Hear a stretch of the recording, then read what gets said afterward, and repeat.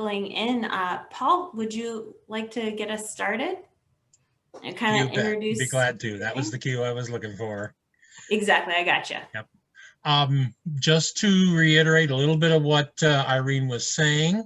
First of all, my name is Paul Uzel. I am the chairperson of the Dubuque chapter of the Iowa Interfaith Power and Light, which in turn is the state affiliate of Iowa Power and Light.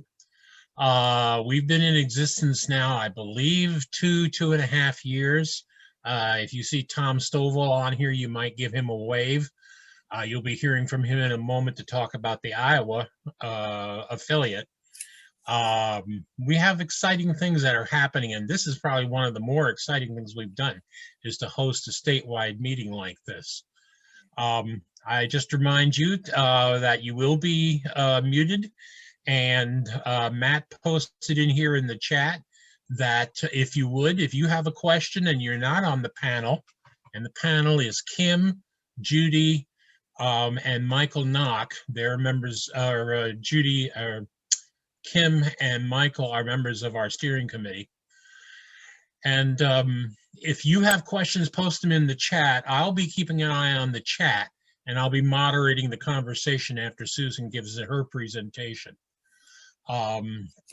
And I don't know that there's much more that I can say about the Dubuque chapter, except that we're delighted not only to be the first chapter in the state, but to be able to continue life and to be at this work. Let's have a word of prayer as we get started. God of life, help us to remember your wisdom in Sophia. Forgive us of the ways we have neglected her wisdom. Remind us of our dependent relationship to all people, animals, plants, and the earth. Help us to give back the life we have received from your creation. May all that we do today, all that which we discuss, and all the commitments we make this next hour be useful to you in recovering our planet. Amen. Okay, and I'll hand this over to Tom, and then Tom will present and so forth. So I'll just mute myself now. Thank you, Paul. Appreciate the introduction, and welcome everybody. As Paul mentioned, today's program is a joint venture of the Dubuque chapter and the statewide affiliate, Iowa Interfaith Power and Light. And it's my pleasure to serve on the board of Iowa IPL. And the lady we're going to hear from today is the one that hooked me into serving on the board. So it's my real pleasure to get even with her and to introduce her as our national president. But we are very active as a state affiliate, and Matt and Irene and all of our board members are just doing a wonderful job of spreading the good word about interfaith power and light and climate action by people of faith here in Iowa. So let me introduce Susan to you with a little bit of her background. Reverend Susan Hendershot has served as president of Iowa Interfaith of Interfaith Power and Light since 2018 and is based in Washington, D.C. Prior to this role, as I mentioned earlier, she served for 7 years as the executive director of Iowa Interfaith Power and Light. Susan is ordained in the Christian Church Disciples of Christ with a Master of Divinity from Emory University in Atlanta, Georgia, a BA from Bethany College in Bethany, West Virginia, and a certificate in spiritual direction. Reverend Hendershot has served as a pastor in both Disciples of Christ and United Methodist congregations, focusing on social justice ministries.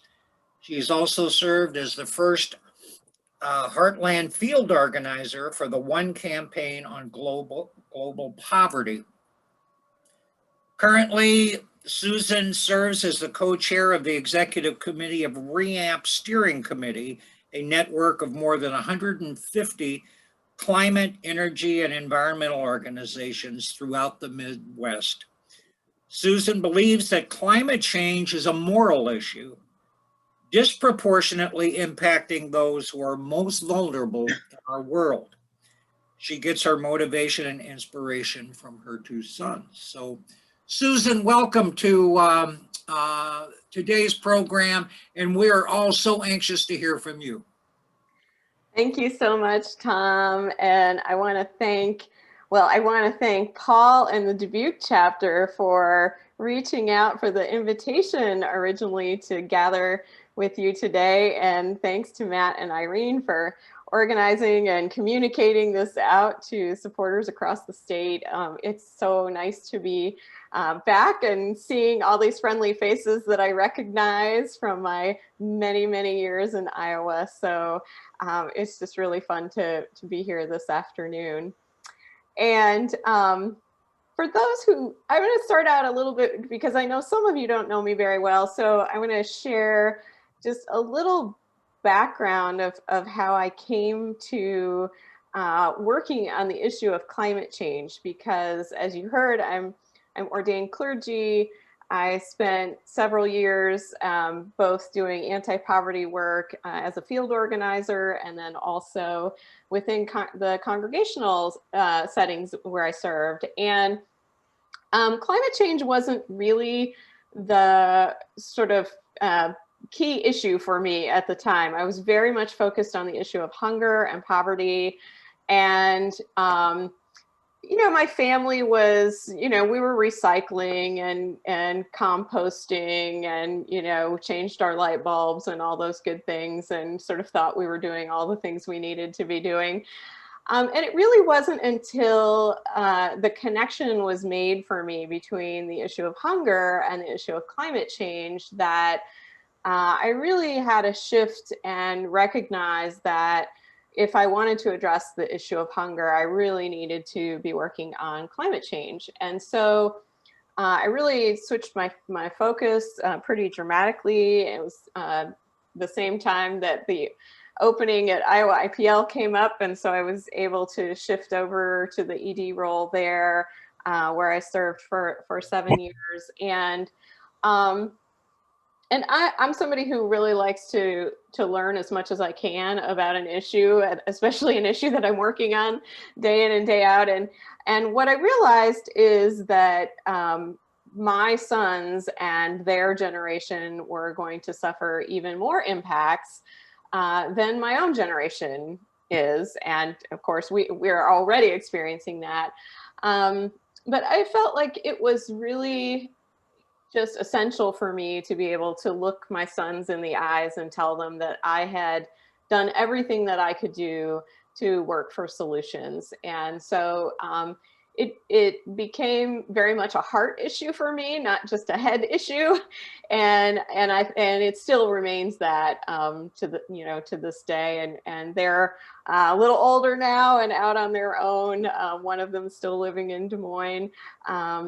The other close by in Richmond, Virginia. And yeah, they still, the work and the meaning behind it in terms of my kids and their generation and those coming after is still very, very much at the heart of my motivation in this work. And so in 2018, I left Iowa IPL and of course have left it in very good hands, and moved on to the role at the national office as the national president. And IPL, for those who don't know, IPL was founded 20 years ago, and it was founded as a religious response to global warming. It was founded in the San Francisco Bay Area, grew out of California Interfaith Power Light to become a national organization as it spread across the country and is now in 40 states. So we have 40 state affiliates. We reach about 22,000 congregations across the country and about 6 million people of faith. So it has spread exponentially in the last 20 years. And our mission is to inspire and mobilize people of faith and conscience to take bold and just action on climate change. So we I'm going to share just a few things with you today, and then I want to save a good amount of time for some conversation, Q&A, and so on. But the national office just underwent a strategic planning process, about a year-long strategic planning process that we are just wrapping up. We decided that COVID year would be as good a year as any to do a strategic plan. We questioned that timing at first, but it turned out to be good timing for us. And there are really three main pillars to our work. And we really, I think we just really reconfirmed that these were the pillars through our strategic planning process. The first is to advocate for policy change. So IPL at the national level coordinates the faith community to build power and to advocate for just and equitable climate solutions. So we are primarily focused on federal policy advocacy in the national office, but of course our state affiliates are also doing the very same work at the local and state level, and of course they are also intersected with the federal policy advocacy as well. The second pillar of our work is to galvanize community action. So this is really helping congregations to preach and teach about global warming in order to inspire action to reduce greenhouse gas emissions in congregational communities. And so many of you have already been a part of this. Of course, the Cool Congregations program that began in Iowa is a national program, and it is being utilized all across the country now. We are working with congregations to reduce their energy use, to help them install renewable energy such as solar. And we actually did do a new congregational carbon calculator online. You can go to coolcongregations.org and find that. And we worked with a partner in Berkeley at the university to help us get a carbon calculator that was really just specific for congregational use, because congregations, of course, have their own unique ways of doing things. And so, you know, congregations aren't households, and they're not quite businesses either in the traditional sense. So, so you can check out that new calculator there. But we're really pleased not only to have that, but the Cool Congregations Challenge, where we pick winners each year in 5 categories, and they win $1,000. And the Unitarian Universalist Church in Coralville was one of our winners in 2019, I think. But we've had other winners.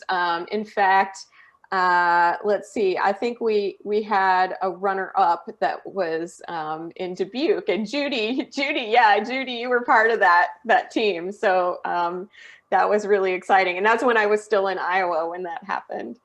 And then our third pillar is around changing the narrative. So one of the things that we're working to do is to coordinate and advance a national faith-based voice on just and equitable response to climate change. And we think that the faith community plays a really unique role in the conversation, because of course we can focus on values, and we also know that our values are what drives our behavior. And so it really can build a bridge when we talk about climate change, to focus on the moral issue, the ethical issue, to focus on those communities that are being most impacted, disproportionately impacted, and to talk about how we care for one another with love and compassion. And so that work is, of course, ongoing, and all of this happens, of course, along with our affiliates across the country. And then woven throughout each of the pillars is, first of all, a focus on justice, equity, diversity, and inclusion. So we want to be sure that we are centering all relationships in these principles, from our internal administrative processes to policy advocacy, our programs, our communications, and our partnerships. So all of that is really crucial and central to what we do. And then the other piece that is woven throughout is leadership development and capacity building. So we know that we need to support and develop engaging and effective leaders in the faith climate movement.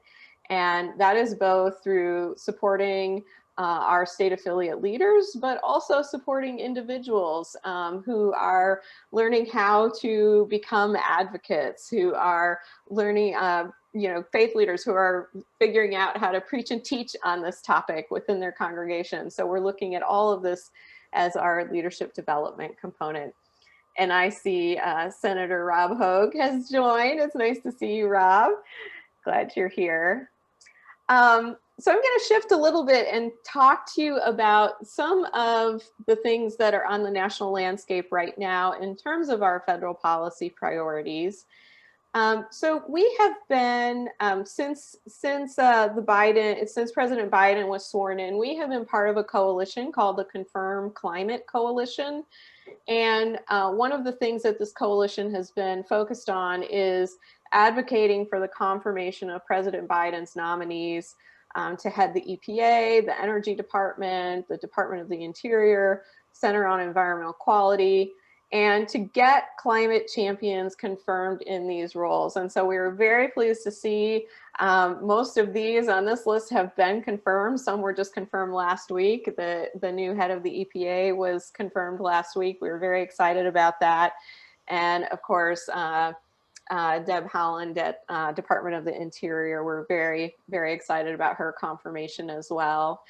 And we know that we need to have these climate champions in these positions. And we're also very excited about Gina McCarthy, who is sort of leading the overall effort to coordinate between agencies at the federal level so that, acting on climate is really woven into the fabric of the work that these agencies are doing, and that there is conversation and collaboration going on across agencies.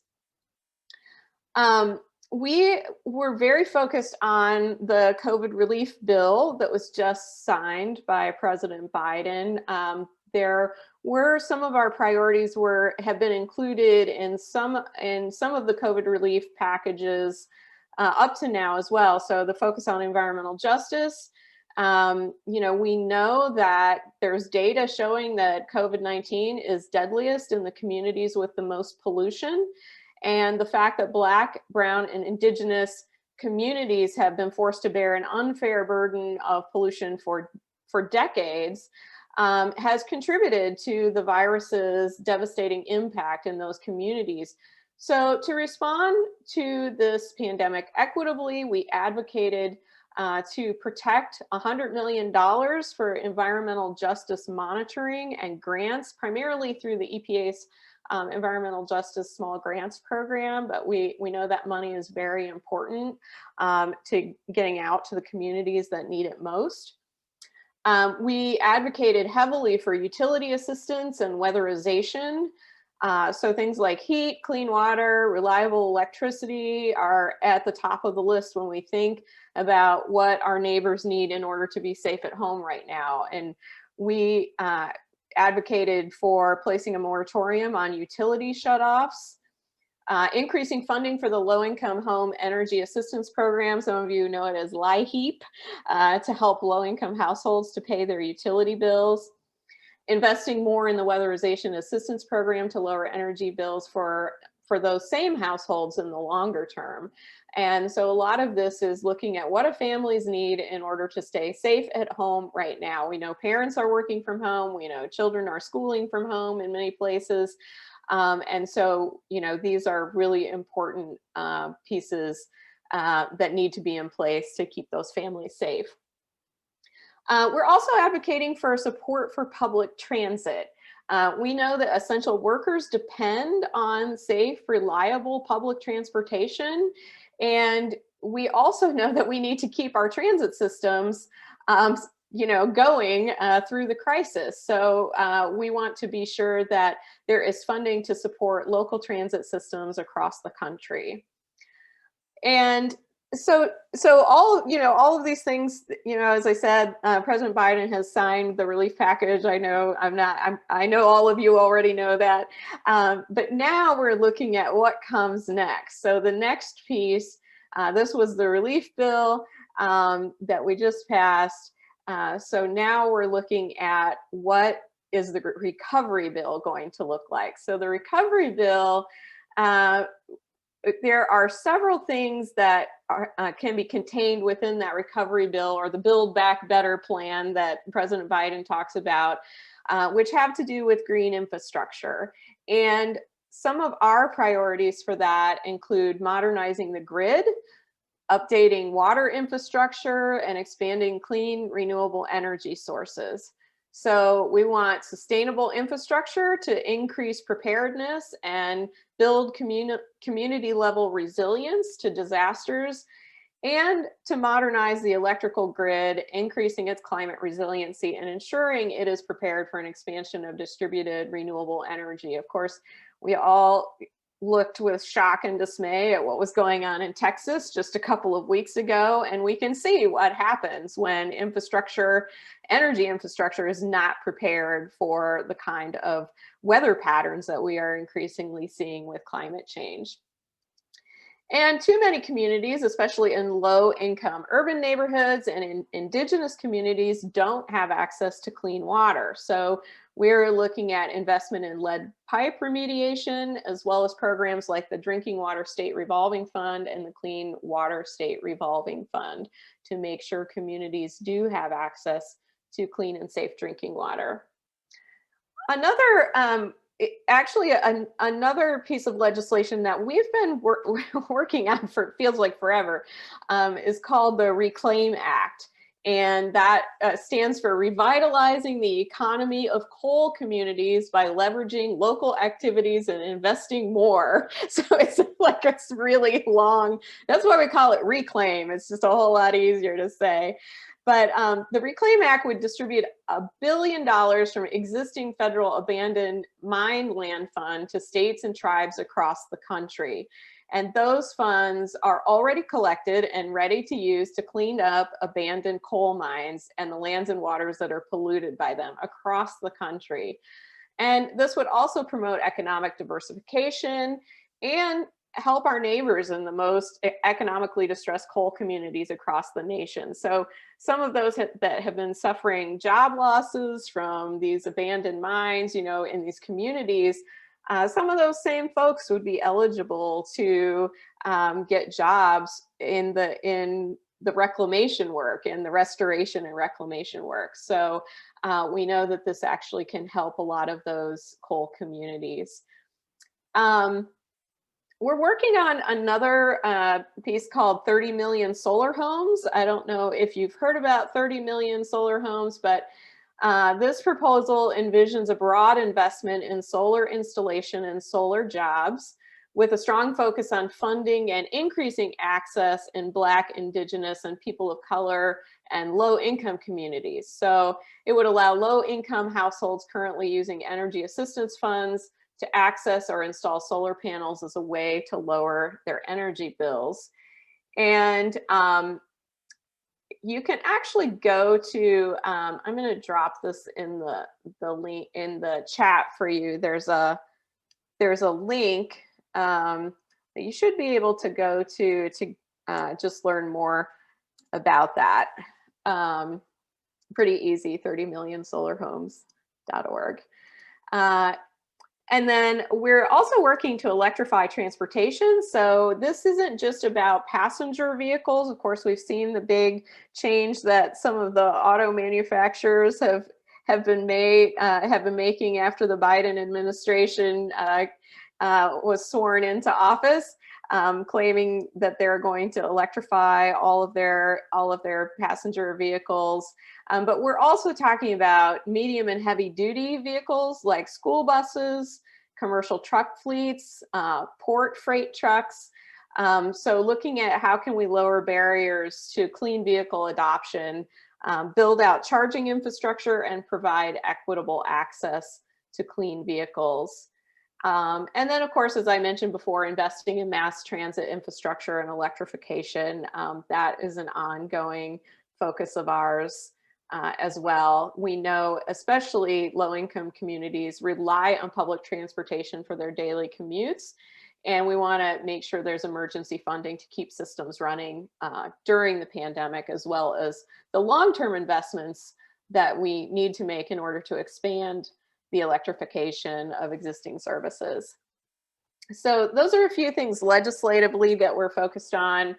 One other thing that I would mention is, we're really continuing to focus on the flip side of the equation, which is, we need to keep fossil fuels in the ground. So we can keep building out renewable energy sources, invest in more clean energy and infrastructure, which is very, very important, but we also need to keep fossil fuels in the ground. And so, we've been advocating, especially with, and many of you probably know this, with our Nebraska IPL on the Keystone XL pipeline. And of course, we were very pleased that President Biden has shut that project down. And the other project that we're heavily focused on right now is the Line 3 tar sands pipeline, and in particular in Minnesota, partnering with our IPL affiliate in Minnesota.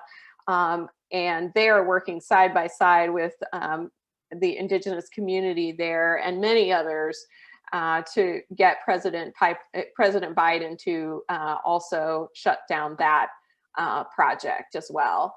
So, and there is on our national website, there is a place you can go to sign the petition to President Biden. And if you're a faith leader, I believe there's a separate petition there. If you're clergy, you can sign the clergy letter as well.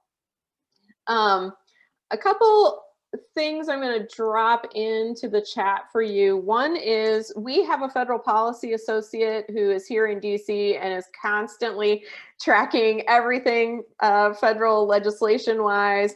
And there's always something on our blog from him called the Washington Report. You can look for federal policy updates there. And he does a wonderful job of keeping us all up to date and tracks just everything for us. And then the other is, if you're interested in IPL policy positions, we have a page, our national policy positions. So you can find those at the link I just dropped in there as well. A couple things just to share with you, and then we'll have some more conversation. But 2021 is a really crucial year for climate. President Biden signaled his strong support for climate action, both during his campaign and certainly since the election and inauguration. He's appointed leaders within the administration who are climate champions. We talked about Gina McCarthy, who is the former head of the EPA during the Obama years. And of course, John Kerry, who is working really hard to rebuild trust through diplomacy. And, really working hard for us now that we have rejoined the Paris Climate Accord to signal to the world that the US is not only sort of back in Paris, but we're ready to lead again. And that, I think, is a real turning point for us. And along with that, there's really never been higher public support for climate protection than there is right now. And so, we can look at all of the mobilization that took place during the elections, the grassroots mobilization that is happening now.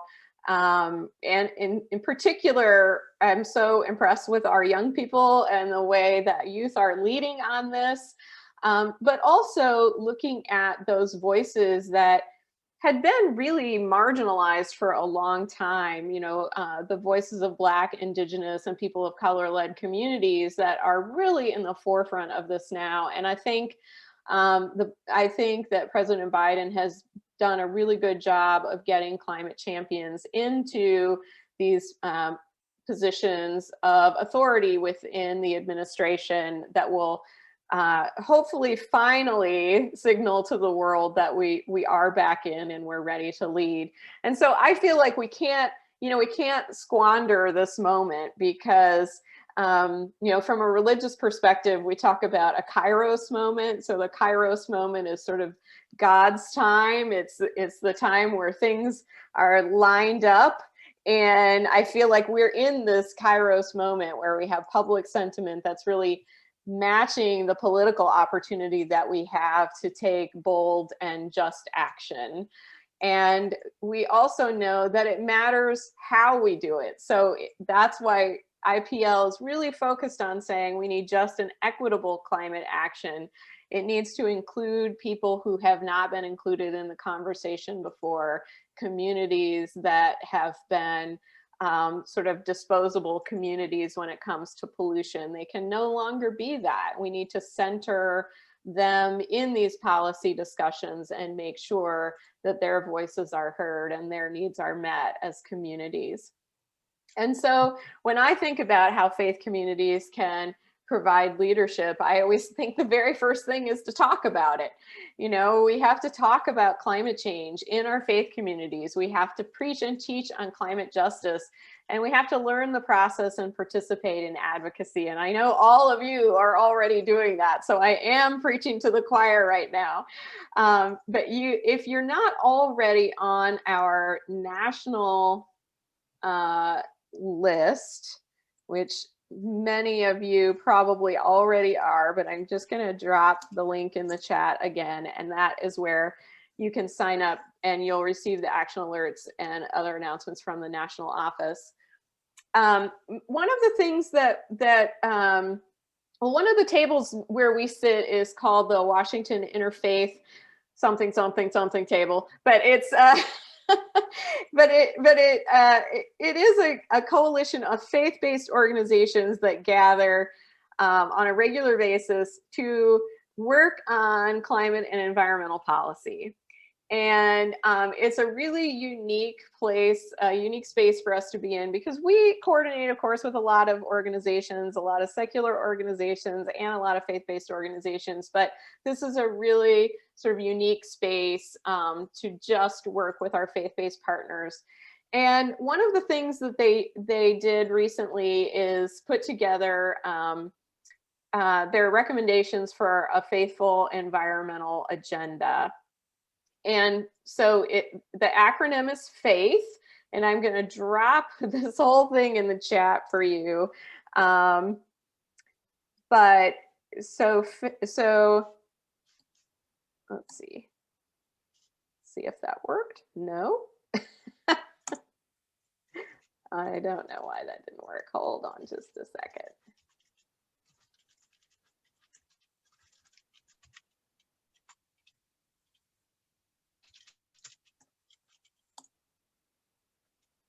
Okay, it doesn't like it right now, but I will read this out to you. So F for faith, frontline, vulnerable, and BIPOC communities must be supported first. Accelerate the transition to a clean energy economy and commit to net zero climate pollution in electricity by 2035 and economy-wide by 2050. Invest in climate resiliency and sustainable infrastructure. Transition our workforce to clean energy jobs with support and training for workers. Honor creation by promoting protection and conservation of public lands and oceans. And actually what I'll do is I'll just link to that. That should work hopefully in the chat here.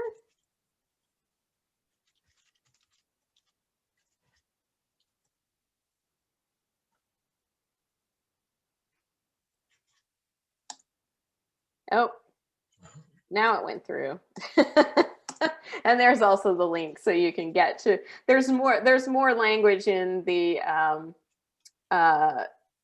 faithful advocacy link there than what I shared with you, but you should be able to check that out and see, and also see the number of groups that are a part of that recommendations for faithful environmental agenda. It's a pretty broad swath of faith-based organizations. So I'm gonna go ahead and stop there so that we have time for our panel conversation, and happy to have some conversation and do some Q&A with you as well. So. Great. Thank you so much, Susan. I have a growing list of my own questions, but the panel comes first. We definitely don't want to lose the question that we got from Senator Hogue here either. But I'm going to give Kim and Michael and Judy the first crack. You haven't posted any questions that I've seen, but maybe you have some. So if you'll unmute yourself and just go ahead and speak up.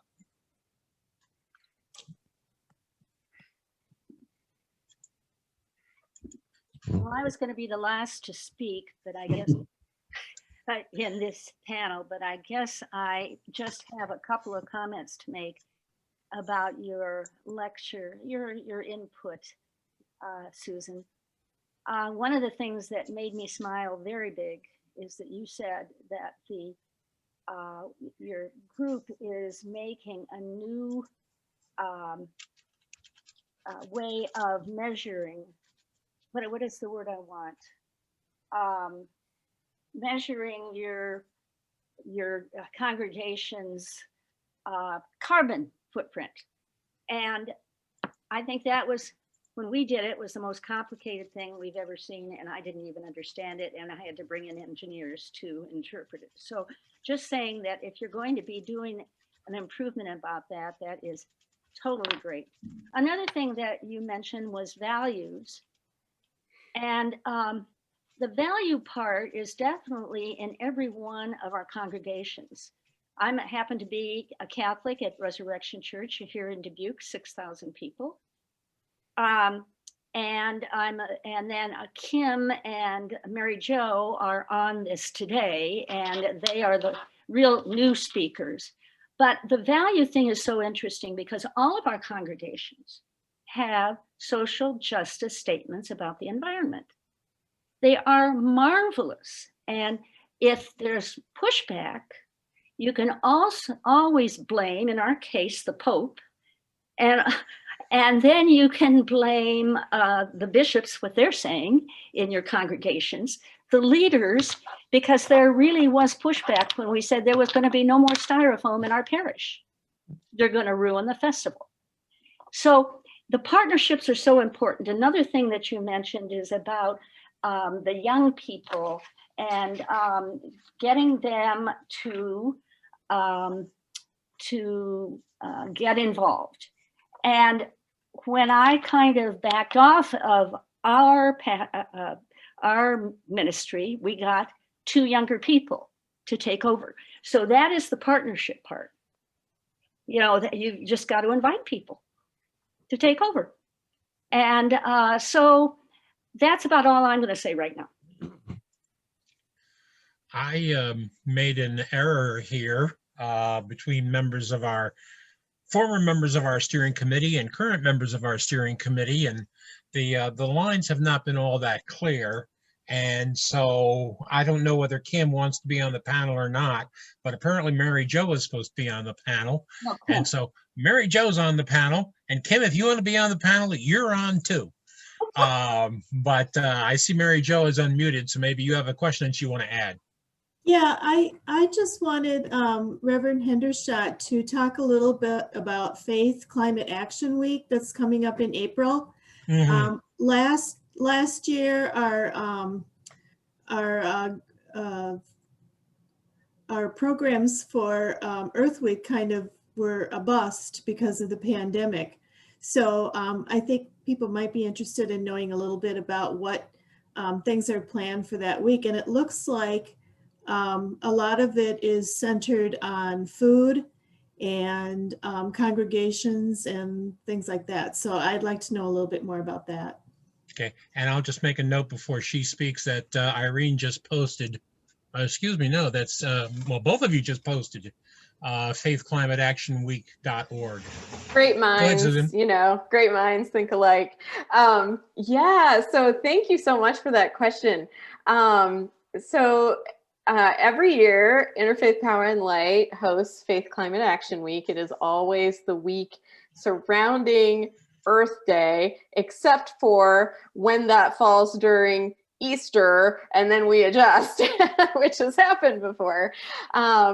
But this year it is April 16th to the 25th, and our theme this year is Sacred Ground, Cultivating Connections Between Food, Faith, and Climate. And so it's a great theme. I know that Matt and Iowa IPL, you've been very focused on regenerative agriculture. And this theme fits really, really well with the work that you're doing in Iowa. The action this year will be a letter to Mr. Vilsack, who we all know and love. And I'm not exactly sure what the action ask is yet, but I know others are working hard on that. But we also, I mean, a lot of the work around Faith Climate Action Week is about working with congregations and in particular faith leaders to preach and teach on the issue of climate change on the weekend closest to Earth Day. And if you go to the website that we dropped in, you'll find a lot of information. There are supplies that you can order for Faith Climate Action Week that have, you know, worship resources. It'll have the postcards in it that will that are the advocacy postcards. There's always a film that goes along with the theme, and this year's film is called Kiss the Ground, and it is on regenerative agriculture. So we have a kit that you can use with the film where you can do, most congregations are still, of course, doing virtual screenings, but you know, you can host a screening and then have, you know, a Zoom conversation. Some congregations, if the weather's good, will do sort of an outdoor socially distanced screening where, you know, we're very much encouraging congregations to stay safe and to, you know, continue their COVID precautions because we certainly want congregations to stay safe. Last year's was a very quick change from the way we had planned activities to be in person to, of course, being COVID safe and online. And, you know, we worked as quickly as we could to try to change the way congregations could do those activities. This year we've planned for virtual activities from the beginning, so it's been a little easier for us to get our bearings on that. But you know, we work with about 2,000 congregations on Faith Climate Action Week every year, and I think there's something really powerful in knowing that you are doing an action the same weekends as lots of other congregations across the country. It just feels really, really powerful for the faith community to come together, to be focused on one study, to be, you know, seeing a film, the same film, and discussing it, and then taking that same joint action where we send our advocacy postcards in. So we certainly hope if you haven't already ordered your kit, I know that the free downloads they've either already started or will be starting very soon. I'm not always the timekeeper or the calendar keeper on these things, but you'll look for a notice from us. And I know Irene has been including information in the newsletter as well, so be on the lookout for that. Michael. I will ask the question I ask a lot, and that is, I'm going to start with an obvious statement, which is that our country is so divided right now politically that, I mean, issues that we once agreed upon. I mean, I'm old enough to remember that we once agreed upon science, for example, that we could trust science and use it as a basis for real change. But now it's become sort of a political battleground. And so I'm just curious, when we try to talk to both Democrats and Republicans, because we need both of them, we need both sides on this, about the real changes that are necessary to slow and combat climate change, how do you recommend navigating those waters? Because it's, I mean, it's the most recent election made it pretty clear that yeah, we're really not coming together in a lot of ways, and this is an issue we need everybody on board for. And I'm just curious how you recommend speaking to our political leaders about this. Yeah, that's a great question. And one of the things that I want to point to, if you're not familiar with it, is that Yale Climate Communications has something called the Six Americas study, and they've been doing this for a number of years. I can't even remember what year it started. Probably 2005 or something-ish. And what they've studied over time is Americans' opinions on climate change. And what they found, which was really, really helpful for me, it still is, but when I first encountered it when I was at Iowa IPL, the thing that I was most struck by is, there's this continuum of people who are, they start with the alarmed. So those of us who are like all in on this and get the urgency and really want to take action, and it goes, to the dismissive.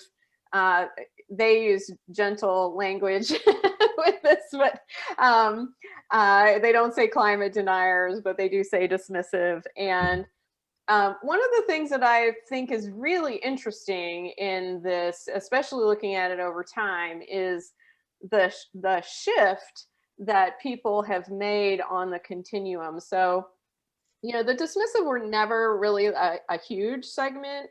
They were maybe 9%, maybe a little more than that when they were at their largest. But that segment has been shrinking over time, and actually the alarmed has been growing. So you have the alarmed, the concerned, and then you have these folks who are kind of in the middle. And the folks in the middle are for the most part people who just haven't really thought that much about it, and that segment is shrinking a lot too. And I think one of the reasons most recently is because, of course, you're hearing a lot more about climate change in the news. I mean, the media is talking about climate change. This administration is talking about climate change. So my sense was always I don't need to convince people who don't want to be convinced. A lot of times because there's either fear involved, like I'm going to have to change my lifestyle too much, or there's a vested interest, right? Like they, and of course we know that with members of Congress, that's certainly the truth, that there's a vested interest in keeping your fossil fuel money a lot of times as a member of Congress. So, sort of following the money trail is really important. So my feeling is we don't need everybody to win. We need to move some more of those movable middle folks to be more vocal. And actually what we also need is the people who are on the alarmed and concerned side to actually take action, because that's sometimes the disconnect, right? It's like, well, I'm really concerned about this. And, well, have you called your member of Congress or your state legislator or so on? And a lot of people just don't. There's some fear. They feel like they have to know too much, like they're going to ask me a question I don't know the answer to. And the reality is I think people just have to be able to tell their own story of why they care about the issue. Now, I'm not going to tell you that you're going to get all the Iowa delegation to suddenly want to take climate action, because I know it's a bit of an uphill battle in Iowa at the moment. But I still think that it's worth the effort to make those calls, to send those letters, to have those conversations with state and local policymakers, because if they don't hear from you, then it just reaffirms their belief that no one cares about this, and this isn't a voting issue for the people in my district, for example. So, you know, we used to talk about, and I don't know, maybe you still do, but we used to talk about like learning how to tell your story is sort of, you know, the question is the questions are, what is it that you love about the earth? What concerns you most about the issue of climate change? And I can tell you almost every time I have this conversation, it has something to do with children or grandchildren or, you know, something like that, future generations. The third question is, what does your spiritual tradition have to say about this issue? And we know that most of our faith traditions do have something to say about it. So, you know, it's looking into that, learning what your tradition has to say, blaming the Pope, like Judy said. And then the last question is, what is your personal spiritual motivation for doing something? And if you can answer those questions, you have the start of your story, and you can take that story and share it with a policymaker in a way that isn't about sort of the statistics and the charts and graphs, but it's a personal story about why you care, which is a lot harder for someone to push back on than to say, oh, you know, the science hasn't been proven. I mean, I'm not anti-science. I totally believe the science is proven. But if that's the argument you're going to get, then how can you go at the conversation from a different way that speaks to values rather than speaking to charts and graphs that someone might just want to argue with? So that thing about values, you said something about that earlier, Susan, and I just came across a KN 95 mask, and it's blank, so I was able to put something on it. And I don't know if everybody can see it. Nope. But what it says is, what would Jesus do? What would Jesus do? Would Jesus put on a mask? Oh. Duh, you know. And I think the same thing applies to the whole issue of climate change. And I've just disconnected everything here by accident. Oh. But I think the whole thing comes the same way. We can best speak out of our values, you know, whether it's children or whether it's doing what Jesus wants us to do. Judy, you want to put in an oar about that, the Dubuque angle? Well, yes. When I talked about partnerships, I mean that we went farther, and hence we got the big green team of IIPL Dubuque chapter. Okay, we went farther and then we did partnerships with Green Dubuque, and we did partnerships with Green Schools, and with Dubuque. When I say partnerships, that means contacts, and maybe in person, which makes you tired probably, but that's an awfully good way to do it. DMASWA, Dubuque Metro Solid Waste Agency, has been a partner pro excellence. So then I run into the mayor, and he knows about this for today. And it was kind of synchronicity, because I was saying, no, I don't want to be on the panel. And he said, please tell them what the city is doing. So all of a sudden he gets his wife to send me all these connections yesterday.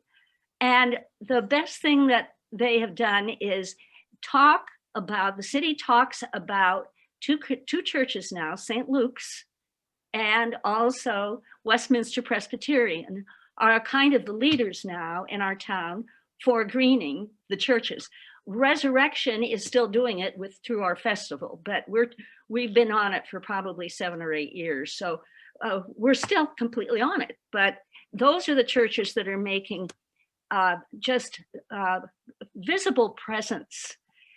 But then the mayor said, look at have the people, and I just put it on the chat, have people look at www.cityofdubuque.org, and also then type in their climate action plan that they have been working on for 10 years. The churches fit right into the climate action plan with the categories of buildings and energy, transportation, land use, food, solid waste, water, And it all applies to what we're doing with the values. So if by 2030, the city council says they were going to be 50% reduction in emissions. So it's wonderful living in this town because the naysayers have kind of gone by the by. And I'm just proud of the fact that the mayor is so for this and the city council. So that's the partnership part. Is that enough, Paul? Oh, yeah. We not only live in a great city, but we live in a great state where about a third of our energy is provided by renewable, sustainable electricity. And I've got a question or two about that myself, but I want to give Senator Hogan an opportunity to stick his oar in the water here. So you go ahead and voice your question, unmute yourself, rather than me repeating it for you. Well, thank you. Susan, it's nice to see you.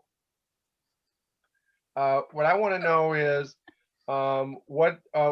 and you addressed it some in your opening remarks about what you are thinking with Congress acting next, but what's your expected timing that Congress might act, and what are the things that you obviously very far-reaching presentation about what you had. If for those of us who don't have time to focus on everything, what is the short message you'd like to see us conveying to Representative Hinson and Senators Ernst and Grassley and the rest of Iowa's congressional delegation? Yeah, thanks, Rob. That's a great question. So I would say one of the things to pay attention to that will be starting basically now-ish is this recovery package. If you're looking for federal legislation to work on, the numbers that I heard seem a little staggering, but what we've been hearing is this is about a $4 trillion package, and about $2 trillion of it is investment in green infrastructure. So in other words, about half of that package will have to do with our climate priorities in one way or another.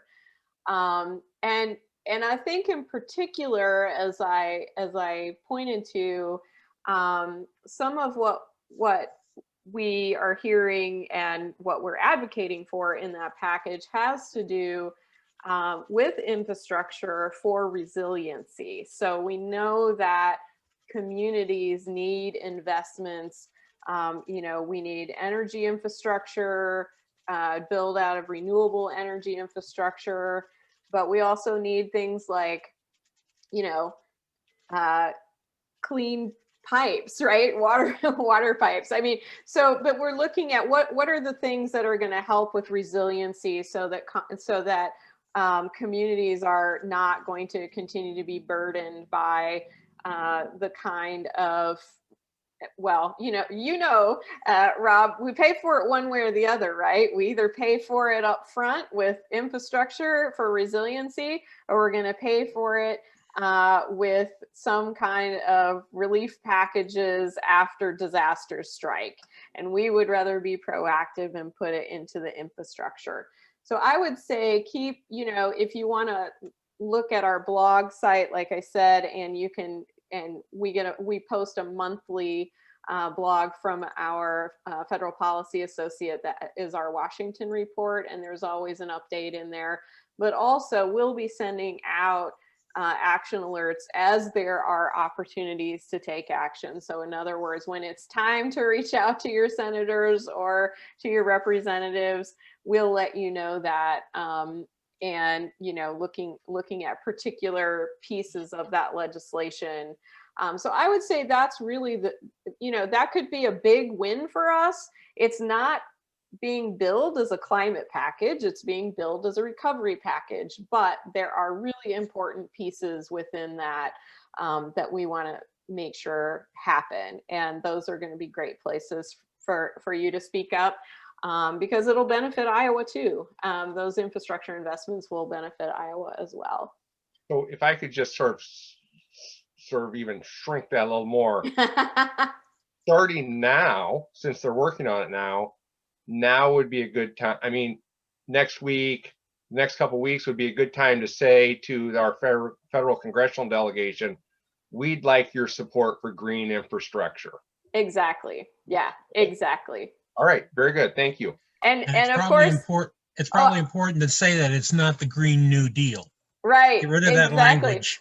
I would even say, you know, we want to make sure that there's investment in renewable energy infrastructure, you know, because it's really hard for the Iowa delegation to not see how Iowa has benefited from, you know, from the build out, especially of wind. But, you know, if we can really ramp up the solar in Iowa as well, it would be a huge benefit. What you say there brings me to a question that I had, because as I drive across Iowa and I see the great emphasis that we've put on wind energy, it's hard to ignore all of those wind turbines, all of which are owned by Mid-American. They're not owned by me. They're not owned by the state. They're owned by a corporation. I just recently put solar on top of my house. About 2/3 of my electric is now supplied that way. And then there's also the issue of ethanol and corn or switchgrass. And whenever you burn ethanol, you're putting CO2 into the atmosphere. So those are things that Iowa has been very good about, but they're also really touchy. Mm-hmm. Maybe we could have a little address of that. Yeah, one thing I would say, so there was a bill that was just introduced by Senators Klobuchar and Bennett, that is called the Rural Wind Energy Modernization and Extension Act. And this one actually would benefit smaller distributed wind, so not so much utility scale wind. It would benefit smaller distributed wind projects. So, you know, that might be something to keep an eye on. I don't know that much more about it. It was just introduced earlier this month. So it's probably not gone very far yet. Or, you know, it might be something that would get swallowed into a larger bill at some point. In terms of ethanol, you know, IPL hasn't done, we haven't done a lot on biofuels generally. I would say that we're pretty cautious about how we engage in that, because we don't really have a lot of biofuel experts on our small staff. But one of the things that, you know, we are just cognizant of, you know, that it can be problematic. It's certainly, biofuels have been very beneficial to a lot of Iowans, and so, you know, we know that there's definitely some benefit, but I don't feel sort of, you know, knowledgeable enough of the process to really speak to that. And I don't know if, Matt, if you want to jump in on any of that at this point. That would be good.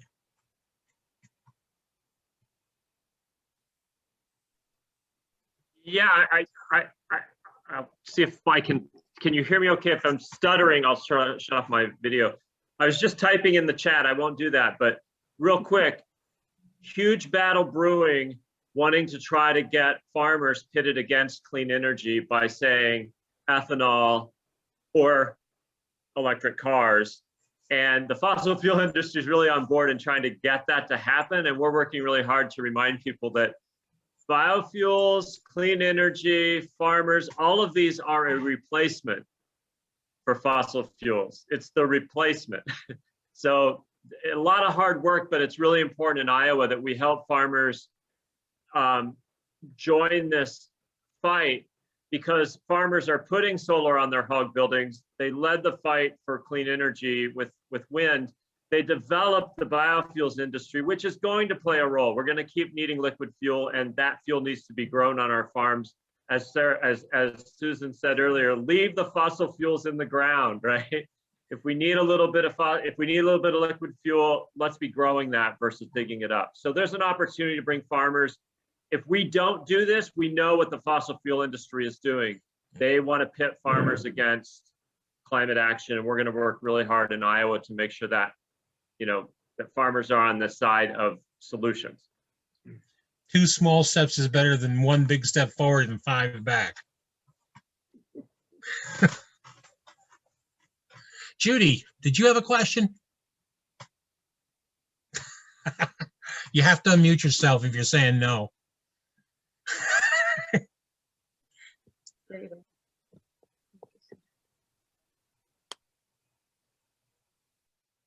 You didn't have a question. Okay. That's definitely a no. I haven't been getting any questions other than now Matt popped in and this Iowa IPL Salsa Labs org HF 221. That probably rings a bell with Senator Hogue, although he's on the Senate side. But what Matt says is right there. So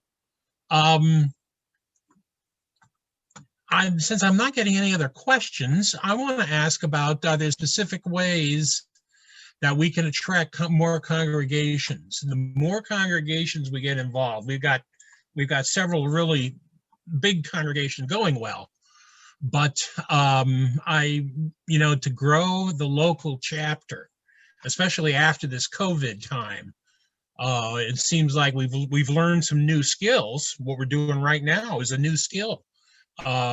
We have plenty of people here on what would normally be a time when we didn't have any meetings of this size.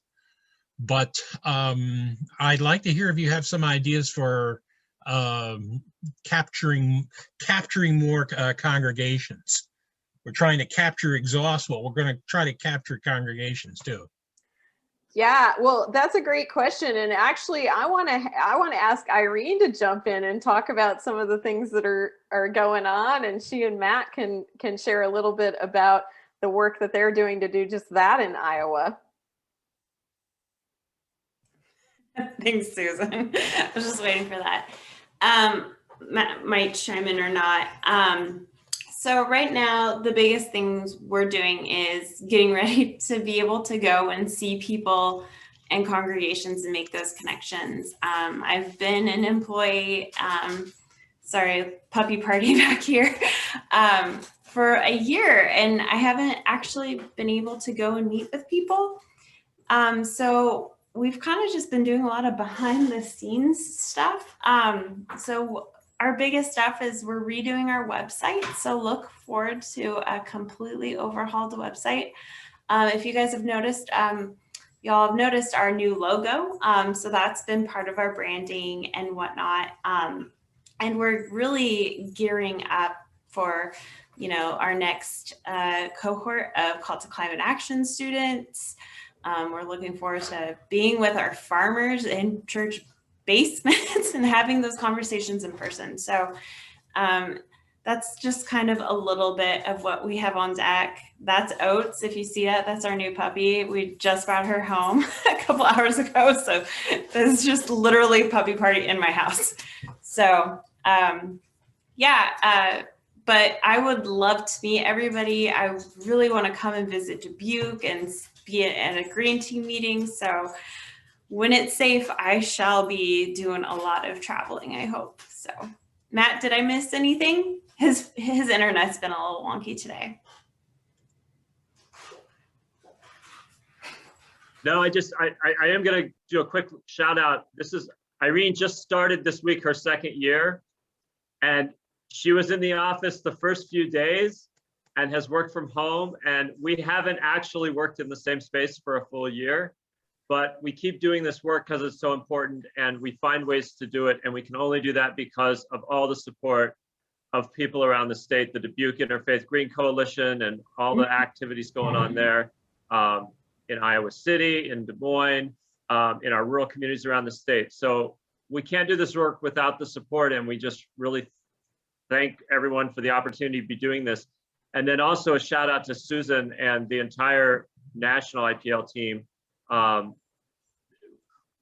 There have been a lot of times, and Susan, you can probably speak to this, when there have been a lot of challenges, like, are we gonna make it? Are we gonna do it? Like, can we keep going?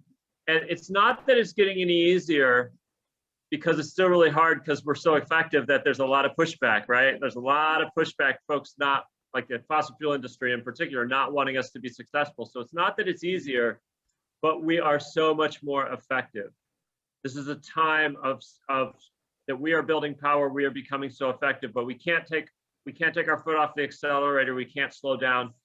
It's likely gonna get even more challenging in some ways because of the difference we're making. So. Okay. Rob Mary, unmuted, so I'm Okay. waiting for his Yeah, word. go of ahead, Rob. wisdom. Well, I just want to jump in here really quick, because one of the things that Iowa IPL and Matt in particular has been really effective at, kind of over the last year and a half, is helping our college students, especially at our private faith-based colleges, get involved, and that's something we've really needed. Now, the coronavirus, as with everything, first of all, I'm glad you're all safe and healthy. This is a time of survival, but it's also made it difficult to do some of those things. But I think as we come out of this, hopefully, and maybe by the fall, I hope we're in a position where we really can see college students across the state asserting themselves. We talked about one of the speakers, I believe it was Judy, talked about younger people getting involved, and Susan, you had mentioned that. But to me, that's something that I think everyone can help with, by knowing that that's something that Iowa IPL has been doing well. And so as you get connected to people, send them there, because that's effective. And this really is something we're kind of all, we kind of really are all called to work on, right? And if not us, who, right? Who else in our society is going to say it's important to work on a global intergenerational equity issue that has very serious consequences if we don't get it right, and great opportunities for a better future if we do get it right? I'm not sure there's anybody better positioned to do this work than faith communities.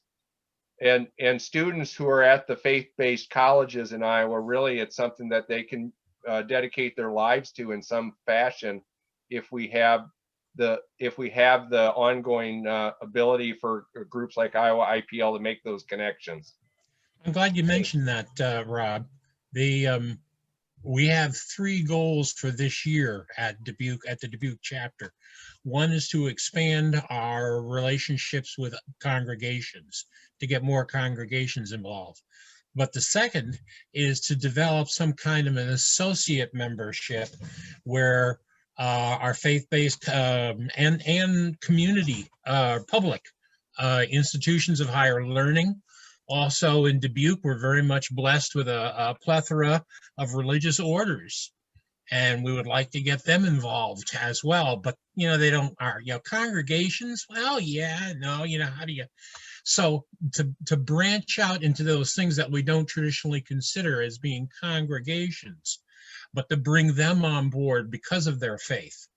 Those are 2 of our 3. Our third one is zero waste, and to start addressing and looking at that issue. But especially those first 2 are on. Mary Jo reminded me that HF 221 is being discussed on the floor at the State House this week.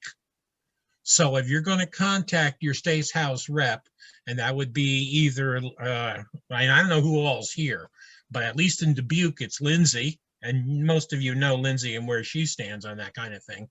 But then also, I think the other one is Shannon Lundgren, isn't it?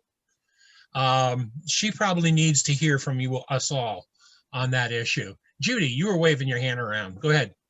Well, I just want to do a shout out to the women religious in Dubuque. Mm-hmm. Now have very, very, very active green teams.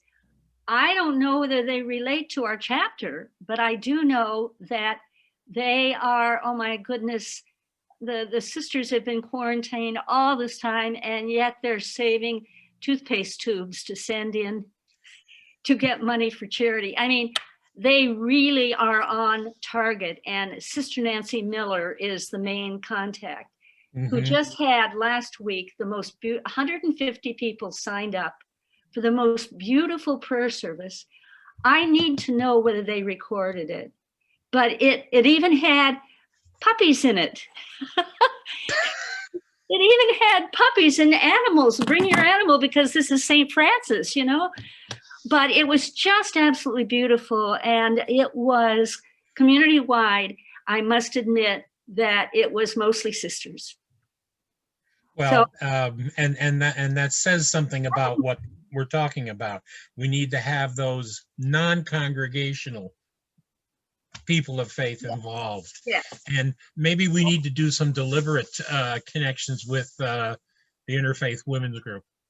We'll talk about that at the next steering committee, although we're getting ready for the Earth Week or Faith Climate Action Week. Excuse me, Susan, I said it wrong.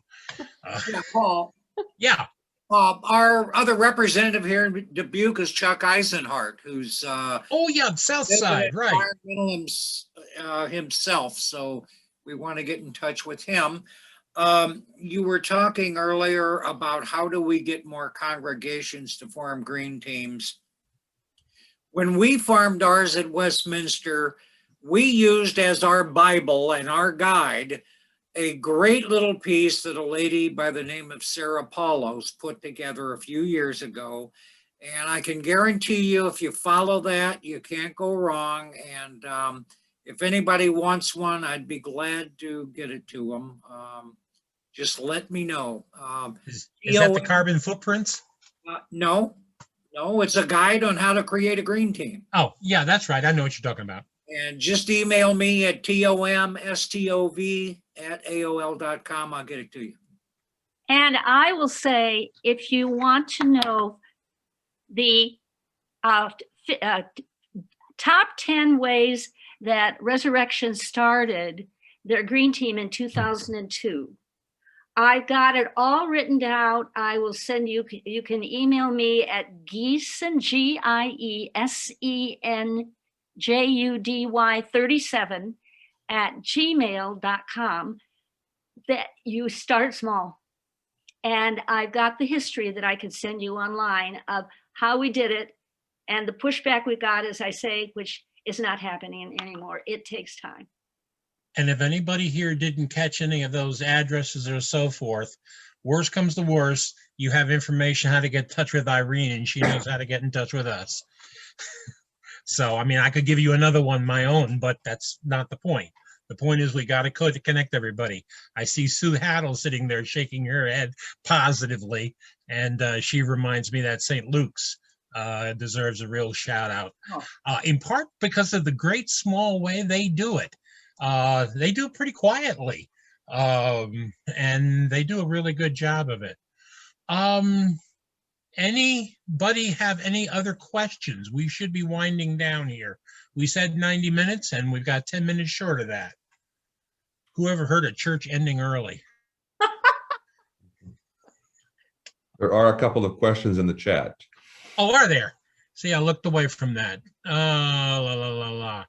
Question, autocorrect change proceeding to plotting. Yeah, here we are. Okay, 2 quick questions. Is there a way to get grocers to use only recyclable packaging? Amen to that. I'm constantly sorting and hoarding stuff, and then somebody else is taking it and throwing it back in the trash. We had a local ICCI meeting with Dubuque County Supervisor regarding a moratorium on factory farm expansion. And the supervisor was annoyed by the question. Already doing that, it's already doing much for the environment. Don't want to look at a moratorium till the legislature does it. Feel like a cart and horse or egg and chicken issue, suggestions for prodding. It reminds me a little bit of COVID. Shall we do it at the federal level or the state level? And if the federal and the state collapse, we got to do it at a local level. Same kind of issue. Susan, you want to speak to that? I see a big grin on your face.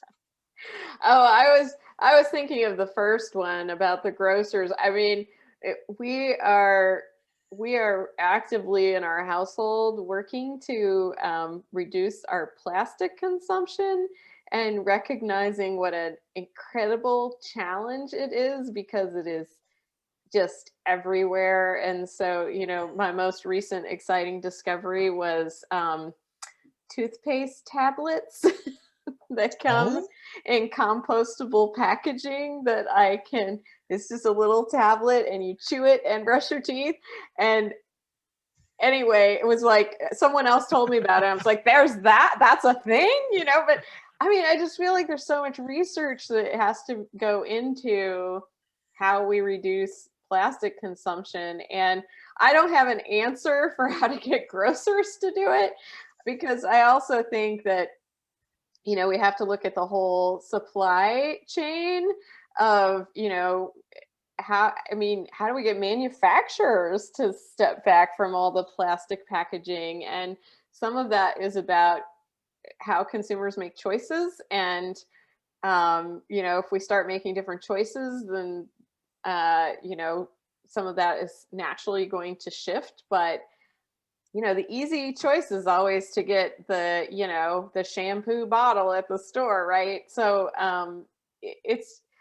I just feel like it's a huge issue and it totally has to be addressed. And if someone has a successful way of getting grocers to use recyclable packaging, please tell us, because we want to help advocate for that.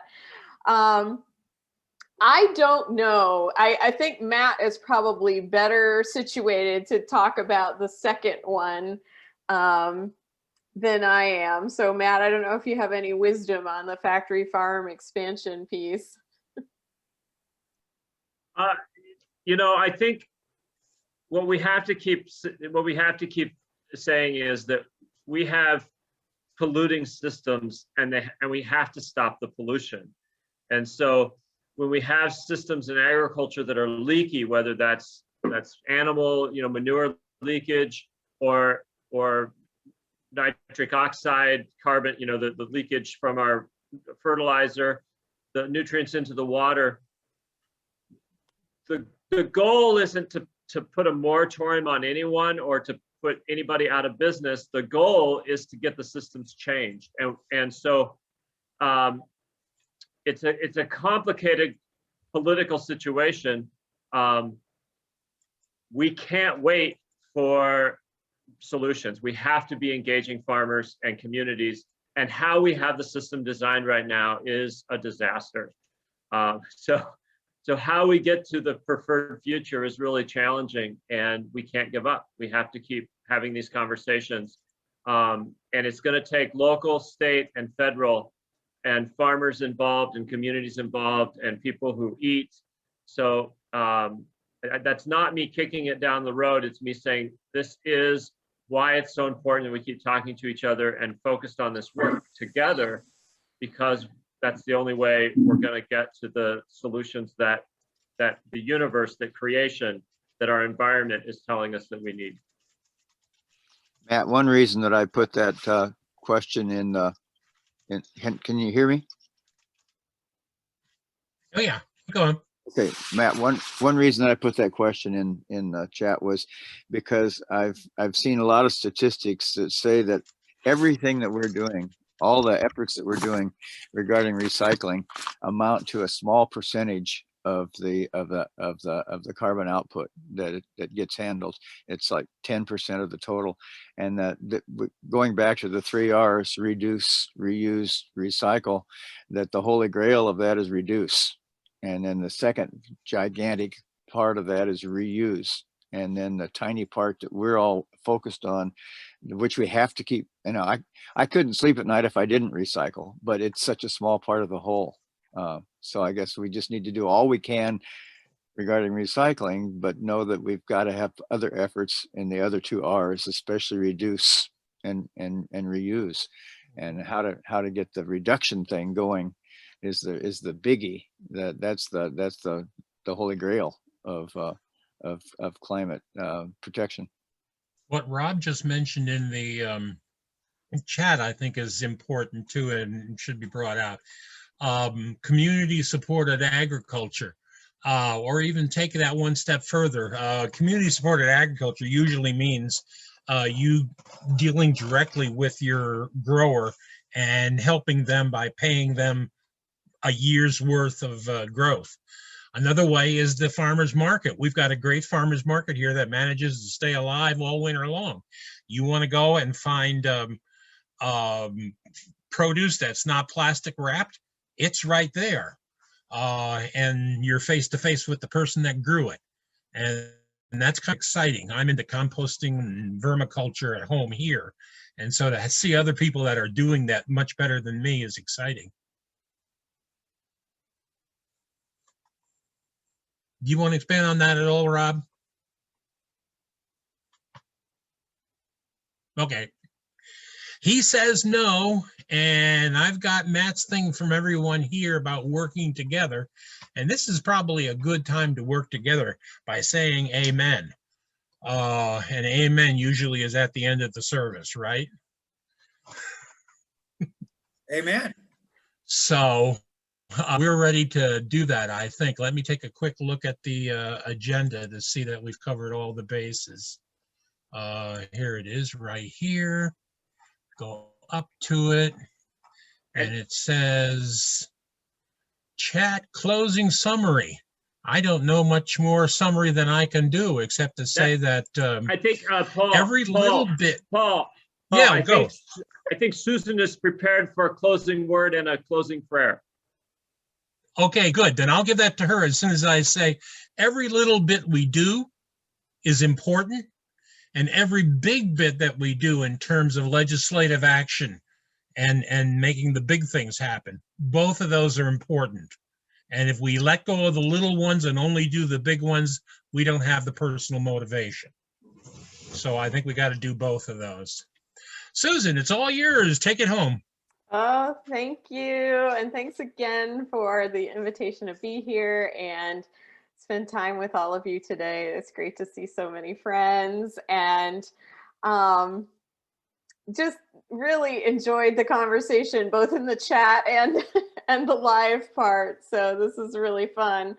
I was going to share with you just, it popped into my head in an earlier part of the conversation, but this lovely piece of writing from Rebecca Solnit, who I don't know if all of you know who she is, but she has several books of essays and things. And in one of the books, and I won't be able to tell you the name of the book or the name of the essay right now, but she writes about hope, and she talks about hope as sort of being not, you know, sort of like, I hope everything works out, right? Like we talk about hope as sort of, you know, can sort of be magical thinking or whatever.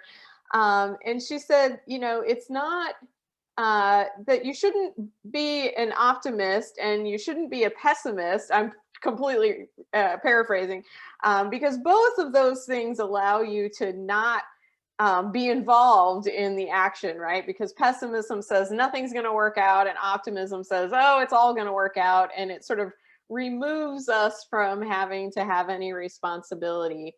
And instead, she talks about hope as being sort of this active hope that is a place where we engage, that hope tells us that the future is not yet determined, and that what I do can make a difference. And I think that for us in the faith community, it's really important to remember that you know, most of our faith traditions talk about hope in this way, right? That there is an opportunity for us to engage and make a difference. And so I'm just so impressed with all the work that you all are doing. Of course, the Dubuque chapter has been a champion for a long time, and my heart has been with Iowa IPL for a long time. And I know that all of you are actively engaged in this work. And so I'm just so grateful to be doing it alongside you. And I thought I would close with a moment of prayer for us. And so I'm just going to ask us to center ourselves for a moment and take a deep breath together. And then I will share a closing prayer for us.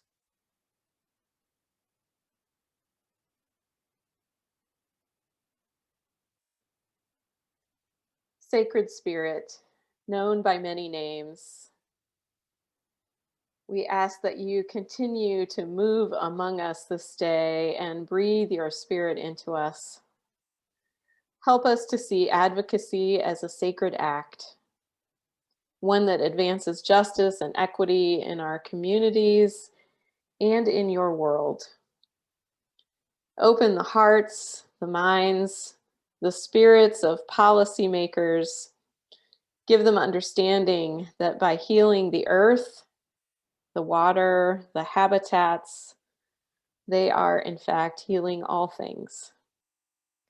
Give us the continued courage to stand up, to show up, to speak up, so that we can preserve the web of life for present and future generations. Blessed be. Amen.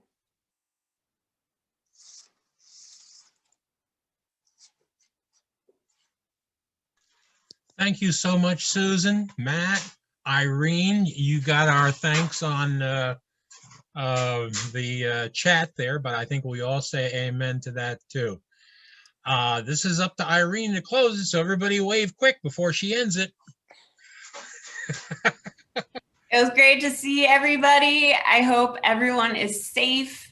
Have a great rest of your day and be in touch. So thank you, everybody. And stay masked and get vaxxed. Exactly. Thanks, Thanks, Irene. Bye-bye. Thank you, Susan.